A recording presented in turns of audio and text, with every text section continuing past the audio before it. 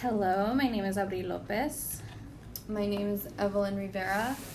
Jesus Torres. My name is Leslie Chavarin. My name is Giovanna Gonzalez. And today we will be talking about the film No Mas Bebés.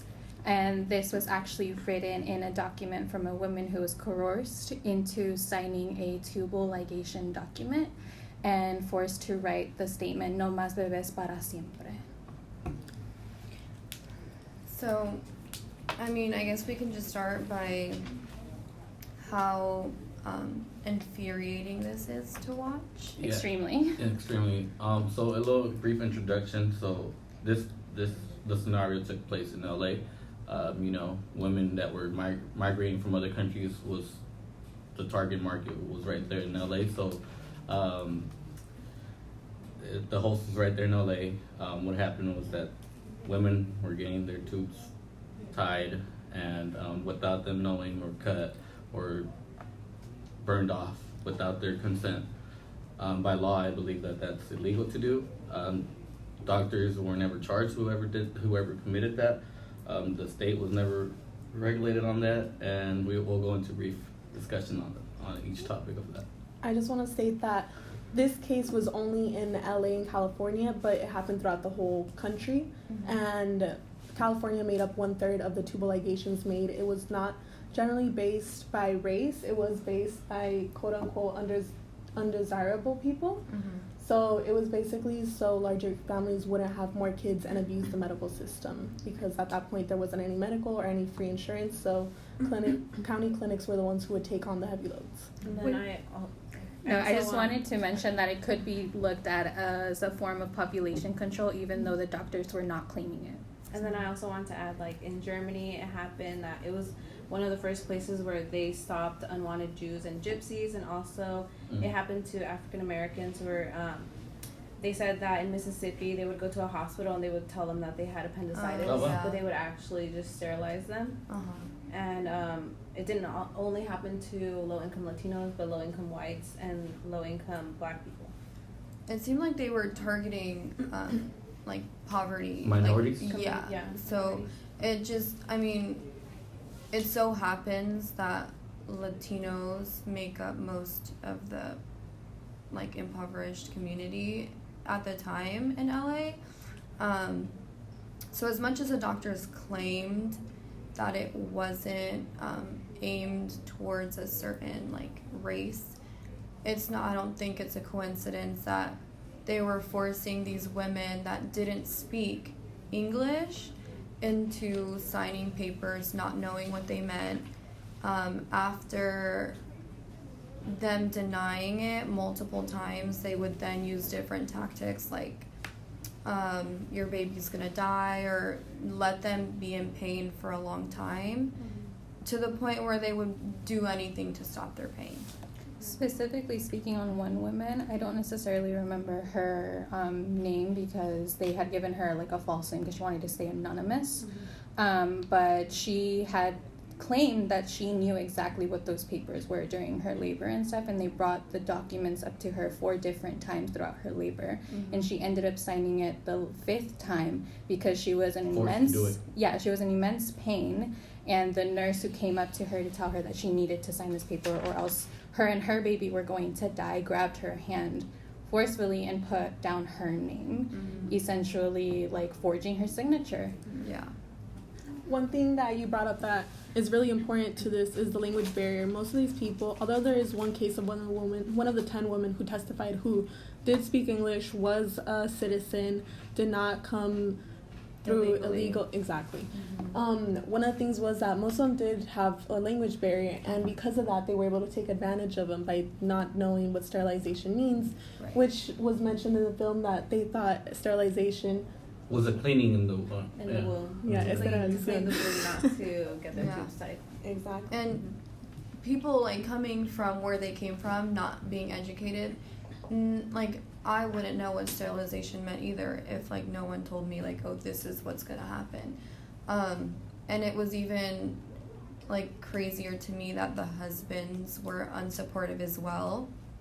So I'm in a way as bad as it seems, it's I'm not surprised. Well, it was actually more of a backlash that the husbands were actually you know, involved with this sterilization, since they seen it as a way that, oh, you're sleeping with other men, that's why you got Que van a ser mujeres de la calle. Yeah. Correct. The husbands didn't like want the wives like to participate in anything because they were embarrassed.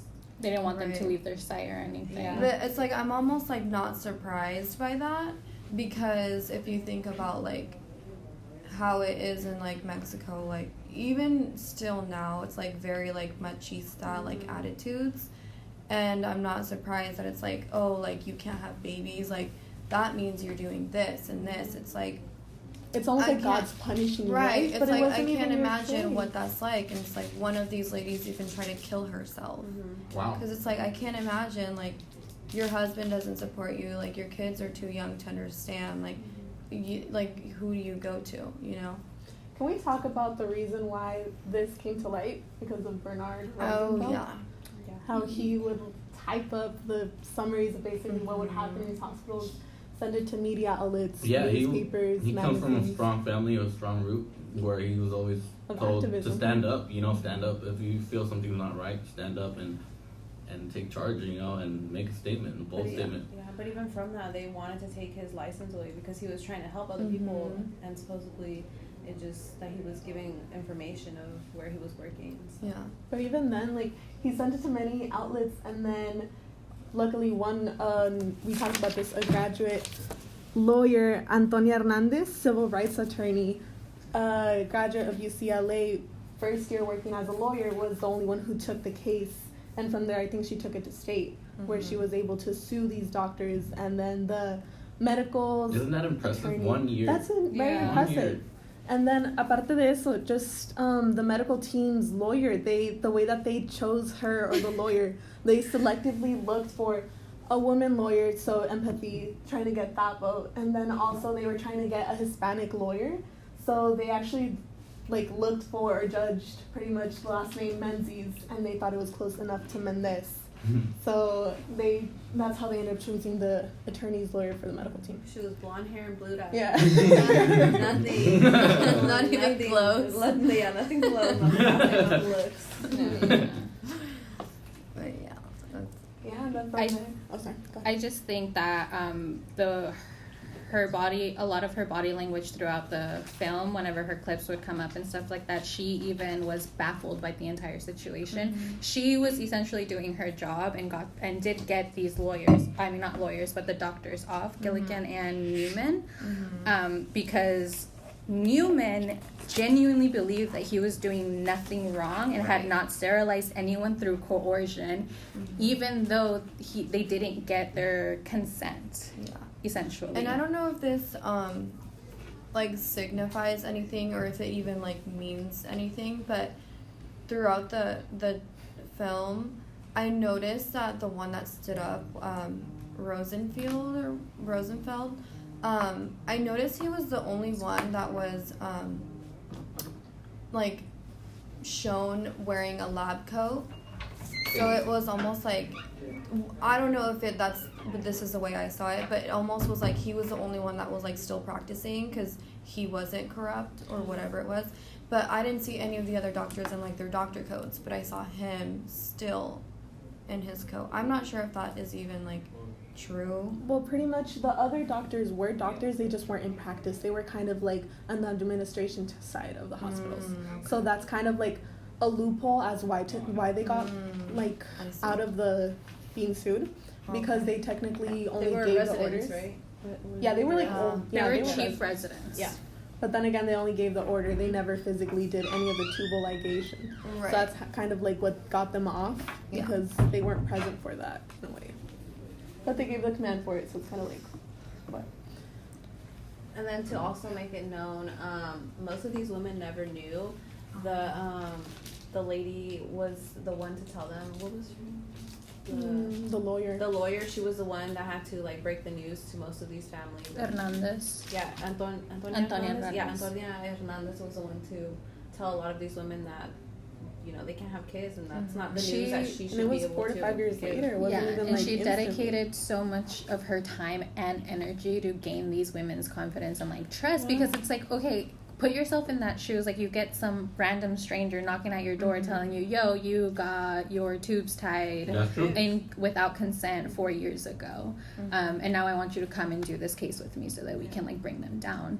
And it's like, we all know the Hispanic community. We're very, like, we don't trust so easily. So it was just... We're pit bulls. Exactly.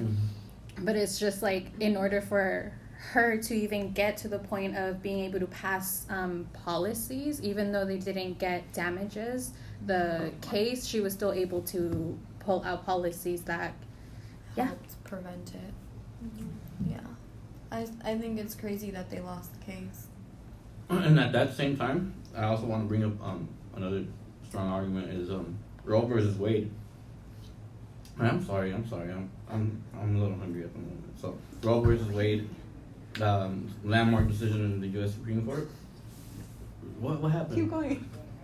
In which the court ruled that the Constitution of the United States protects a pregnant woman's liberty too. So that movement was also, significant at that time because it was in early 1970s. My apologies.